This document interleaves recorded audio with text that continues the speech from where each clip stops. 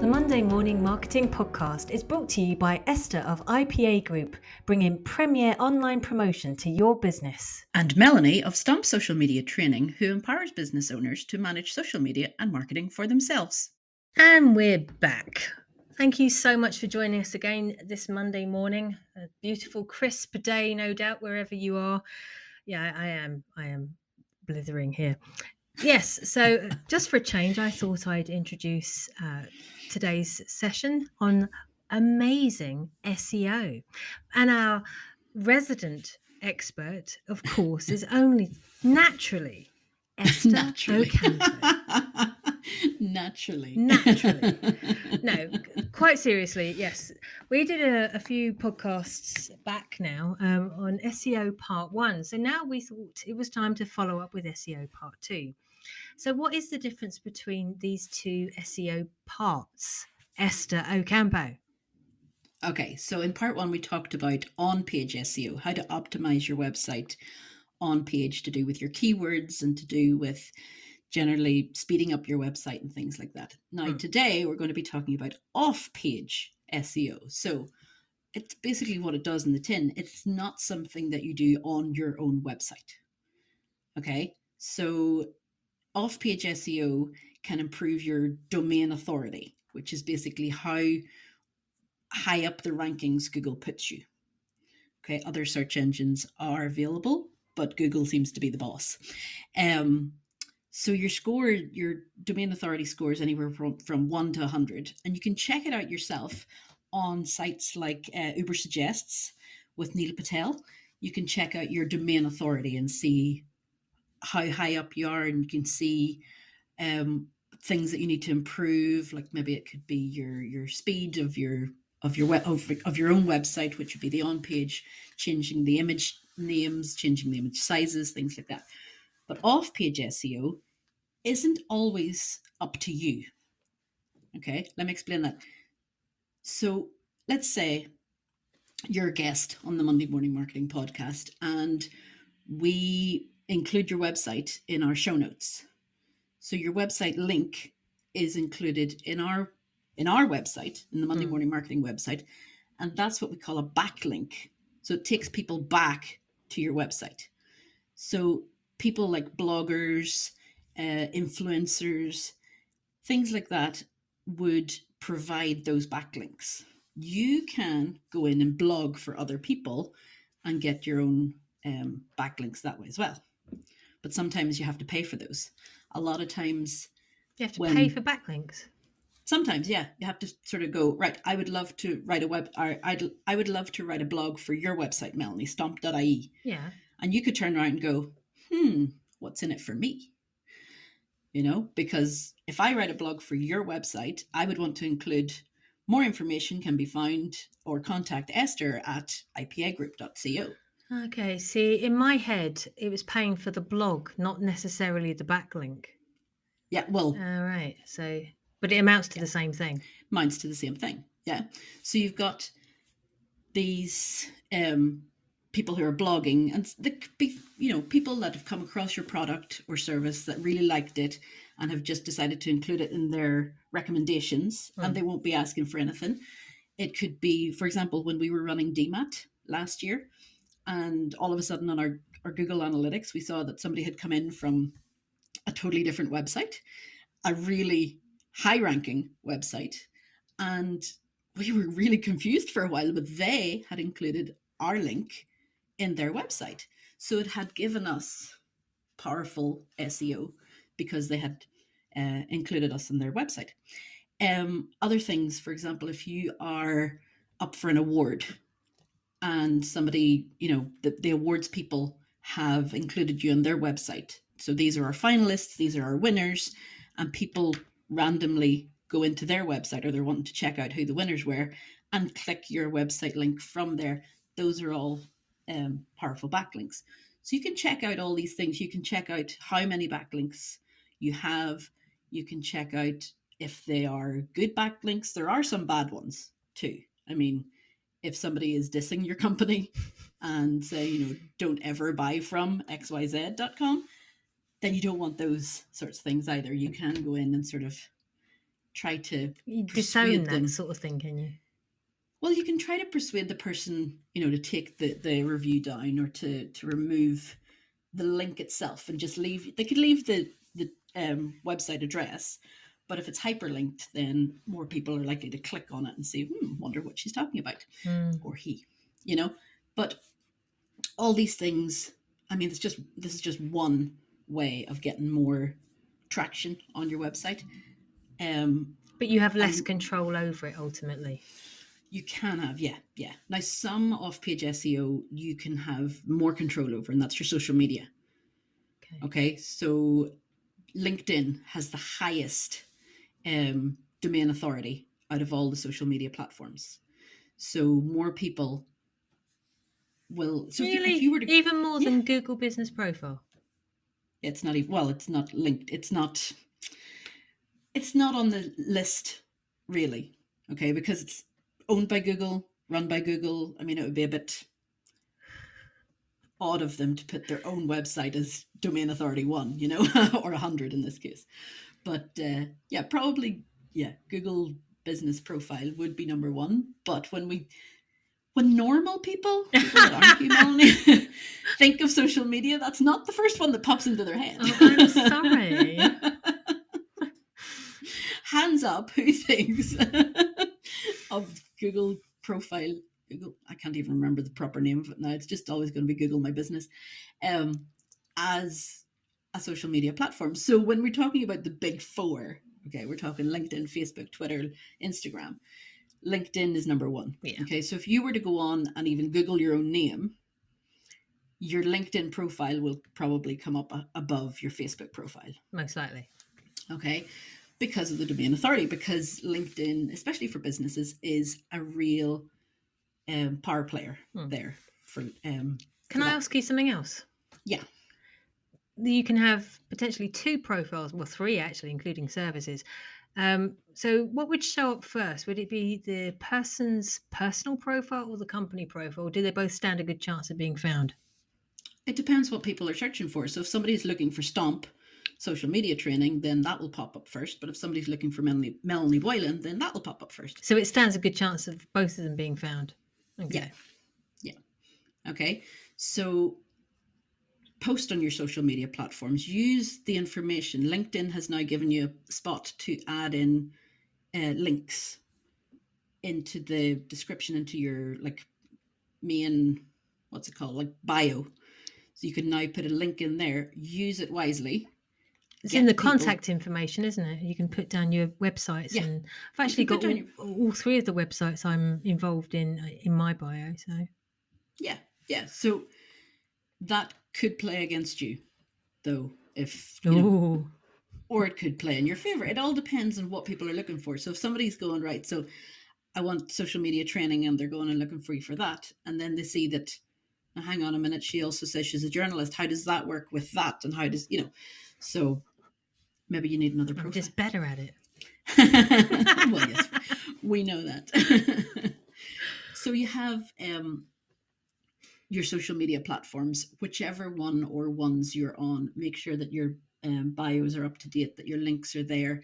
That obviously Instagram only gives you 1 link to put in, and you can't add the links to each and every single post like you can on all the other platforms. But it's still a way of people finding if Linktree will ever get in there and get the old SEO going as well, because that would be good fun if they could do that. Yeah, it would. If you don't know what Linktree is, I'm sure we'll do a podcast on it at some stage. I'm writing that down. So there's no real, you can't really measure 100% that your LinkedIn bio has helped your SEO, or your Facebook bio, or your posts have helped your SEO. But in your Google Analytics, which we'll do a podcast about soon, because it's changing, Yes. Don't we just love it? You'll be able to see where people have come in from, so you'll know yourself which one is working best for you and where your audience is. Okay, so So, how often should you add stuff to off-page SEO? Is this a daily, weekly, monthly thing?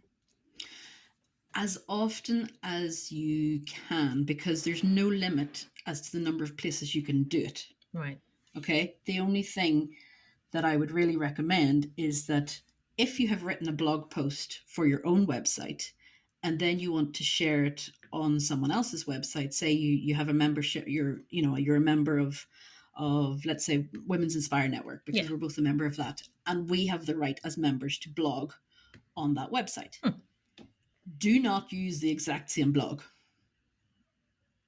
Why? Okay, because then Google will go, there's a little plagiarism going on there, and then they will start So, what would you bringing down change? your Would you just rankings. change the title, or would you change Well, everything?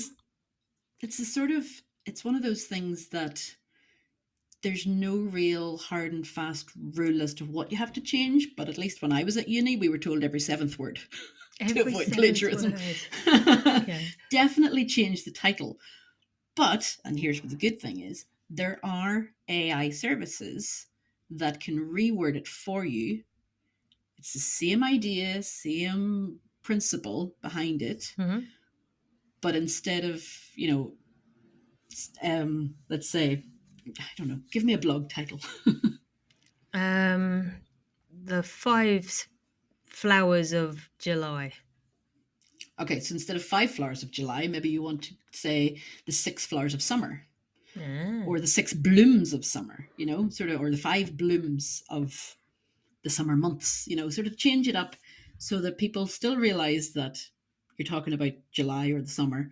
And then within the context or within the text of the blog, change the odd word here and there. Like I said, when I was at uni, and we're going back 20 years, plagiarism was spotted within every 7 words. And that was before there was good AI to sort of spot these things. But because there's good AI to spot it, there's also now good AI to help you fix it. Ah. Mhm. So you can con your way through SEO. Yay. Be sure to reread it though before you post it, because It may not make sometimes, sense. exactly, some words that the AI come up with might not be 100% accurate in the context of what you're talking about. You might be talking about something being wound up, and they end up thinking it's a wound and an injury, and English is a funny language. I'm learning Um, Spanish right now. That ain't easy either. Sometimes it's easier than English, believe me. So, We've got a fair bit to get through, really, don't we? We've got the on-page SEO that a lot of people seem to understand and be more familiar with, in yeah, fairness. yeah, And now we've got to put some effort and time into the off-page SEO. So, yeah. what sort of where would you place this in your strategy? Is this marketing? Is this Yeah, I would definitely place it as marketing, because you're marketing yourself. So if you go on and do a guest blog on a website like Women's Inspire Network, or I can't remember where else, we can go digital in as, women? yeah, probably in Digital Women, and go in to their website and add blog posts as a member. Then use it as much as you can, because it's a great element, and how many other people are seeing it. You can always ask the company or the business for their Google Analytics to see how many people are viewing the page each month. Hmm. Things like local listings. So if you're a member, like I'm a member of a local business network, and they have a website and have listing of, almost like the yellow pages, golden pages, other things are available, yell.com. If you're in those as local listings, and that's where Google My Business or Google Business Profile. Profile comes in, because it's more of a listing rather than a social media platform, as most people consider. But if you have your Google Business profile set up correctly, then when people go to Google you, you're more likely to pop up first on the list, Right, I'm with you. right? So if you are a member of, in your case, Mullingar Chamber of Commerce, for example, if they have a website where they list their members, then people who go in looking for local listings would find you there. If you're advertising on Facebook Marketplace, that could be classed as a local listing. Right. Yelp, what do you call it? Like Airbnb, those could be types of local listings if that's the category you're in. Yeah, see, there's other listing we were discussing earlier on, like Amazon podcasting as well. Yeah, That's local yeah, listing, isn't it? yeah, definitely. And I mean, these local listings are not just confined if you're a local business, because like Google Business Profile, I will struggle over that one for the rest of my life until they change the name again. It'll always be Google My Business. When you put that up, when you put your listing up there, you don't have to just provide to the local area. You can be a service-based business that can provide for all over the world, and it's still classed as a local listing. So you can't just, don't just limit yourself to your on-page SEO, or just think, oh, well, if I write a blog for whatever website, then that's me sorted. No, go in and make sure that your social media is up to date. Go in and make sure that, if you're a member of all these different things, can I present myself? Same with Women's Inspire Network. There is a directory where you can list yourself and your business. Yeah. There is lots of ways in that. And I mean, it's a great network as well. If you're a woman in business, you don't have to be a business owner. And we're not also getting paid for promoting Women's Inspire Network. We just really like it. But there are 3 or 4 different ways that you can promote yourself within that one website. So why not? Why not take advantage of that? It's all part and parcel of the price you're paying at the end of the day. Exactly. And I mean, on-page SEO is great, but off-page SEO can have so much more impact, because you'll be reaching a whole other audience that maybe didn't realize that you were there in the first place. And that's what they say on social media, isn't it? Other people's content about your business is actually more important than the content you create about yourself. Yeah. And I mean, they do say, what is it, the 80-20 rule? Yeah. So 80% of what you share should be other people's stuff and only 20% your own. I mean, it can be more of your own stuff, but don't put your own link on each and every piece of content that you send out. All right? Yeah. So, gosh, we've gone through a heck of a lot today. Lots of areas that we've covered. The only concern I have is that some people who are listening are going to feel a bit overwhelmed with all the extra stuff that they may or may not have to do. But do you know what? This came up with some mentoring I've recently done. Somebody gave me some feedback saying, gosh, you've just given us so much information. I honestly can't see me being able to do all of this. And then I realized the reason why I give so much information, the reason why we, Esther and I give so much information, we don't expect you to do all of it. No. Not in the slightest. We expect you to take away 1, 2, or 3, or however many suggestions that you feel comfortable doing that feels appropriate to you and your business.